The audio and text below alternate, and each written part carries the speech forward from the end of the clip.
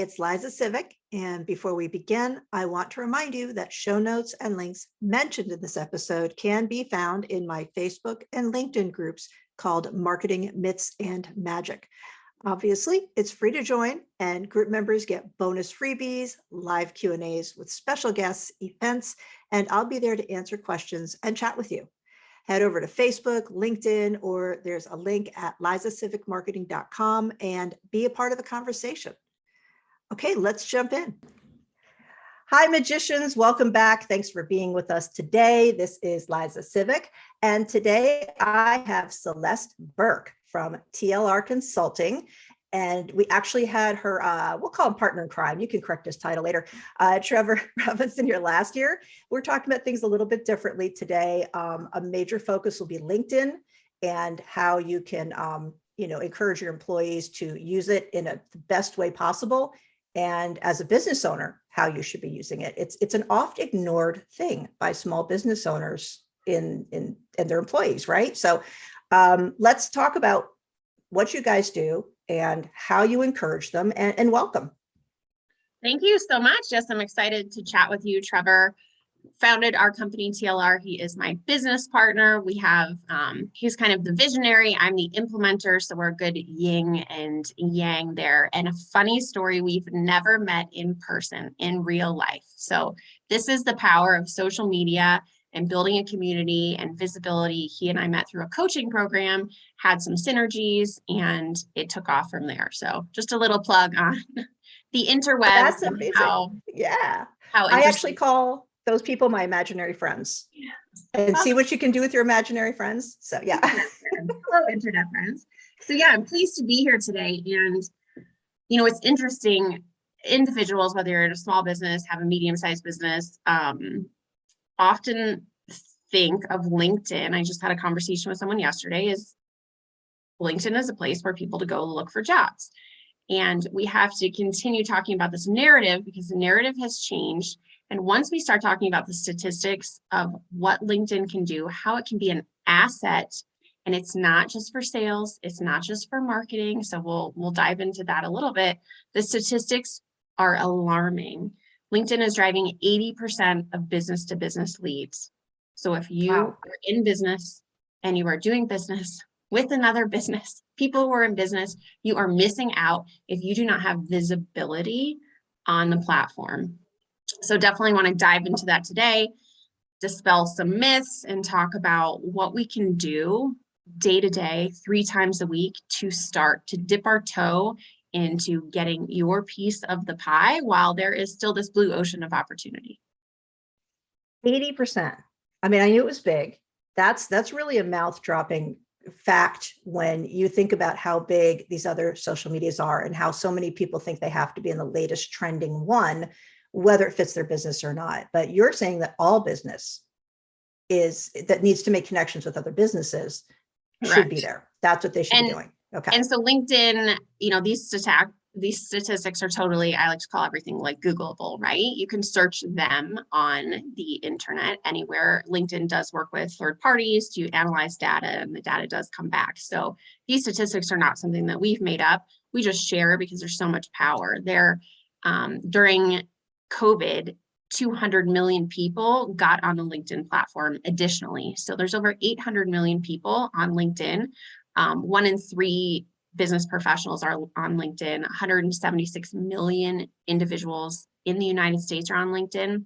4 out of 5 users on LinkedIn influence a decision. And another statistics that is quite alarming is LinkedIn drives 40% of website visits. So if you are in business and you have a website and you want to increase that website traffic, let's learn how to get your employees as brand advocates, brand ambassadors, having their own brand, but supporting your brand to help drive that. And really that comes from kind of breaking down, understanding first what LinkedIn is about. It's a selling platform. It's a social selling platform, a business platform. So many of you have probably logged on and seen, whoa, what is happening on LinkedIn? This is a place where people are sharing thought leadership, statistics, industry information. It is no longer a place like Instagram, TikTok, where people are sharing memes and stock photos. None of that resonates on LinkedIn. So No. it really is just about shifting your mindset. And a lot of people roll their eyes or come up with a number one thing, which I'm sure you hear all the time. I don't have time. I don't have time for this. And it is playing the long-term game. So we can talk a little bit more about, what that may look like in day-to-day practice from an average business user. But it's definitely a platform where if you are a business owner, if you are an evangelist in a company, if you have some type of, if you get a paycheck from a business, you have a voice, you have this ability to build your brand and have an impact. And employees' social media is shared engagement is 800 times more when it comes from the employees than it does when it comes from the company page. So this is why it's so important. We look at a business and maybe you have 20 employees. Well, the company may be posting, puppy photos and we sponsored this. If those 20 employees each have 1,000 followers and audience, the reach is so much bigger. So it is this what we're coining the decentralization of marketing. Nobody exists in silos anymore. It's important for when everybody's in, everybody wins. That's like my new thing that I'm saying. Name of your infomercial. Right. Exactly. I love that. Like name of my punk band. That's the name of your infomercial. I love the idea though, because everybody in, everybody wins helps them remember that they have to be in order to, continue winning. One of the big things that I think you're going to get to this at some point anyway, but one of the big things I've found is almost every office I've been in wants to market, wants me to do all these things on social media, and then tells their employees to share it. And like one or two people do. It's in a smaller business, one or two salespeople do, and the rest just, that's not their focus. And I keep saying, if you share this, if you have your assistant share it for you, you're going to get better engagement. They're going to see what we're doing besides just calling them when they ask us for a price. And that's a hard sell as a marketer to get everybody engaged and on board when it's not the way they've always done it. And I have a whole podcast about that. You can't say that. You never could say that, but you certainly can't say that's not the way we ever did it before now, right? So I think that's a given. So, cracking that mindset is a huge, huge step. You get the marketing in place and then you get the staff on board to share it and be excited about it. And that's a big deal. So you're touching on a major thing here for me. But I know you're going to talk about that. So if a company wants to, get moving on this, like what do? They contact you, and how do you start taking them down this path to that solution? So typically we'll look at what the company is doing right now. Most companies have a company LinkedIn page. And like you said, they have one person marketing who is pumping information to a company page that maybe has 1,000 to 30, 40,000 followers. And maybe you ran a campaign to get those followers and you gave something away. So you have no idea if that's really your true audience. So we typically have two paths. One is a workshop. Hey, let's make employees and the senior leadership aware of what these statistics are, what they can drive, and then easily, how do we start? How does each employee have we call it a website, right? Your own LinkedIn profile. What are the basics to get that set up? As a CEO, as a, CFO, whatever the titles are in a company, we would never in a million years have a website that we send someone to and they get the 404 error or it's blank. And right. When we have individuals in sales, in accounting, who are talking to vendors, who are, in a financial role, an attorney, anybody who is customer or client facing at any touch point, if someone is looking at their LinkedIn profile, it is a bold representation of your company. If they do not have any wording on there, it is blank. And it goes down and there's no pictures, right, my favorite. Yeah.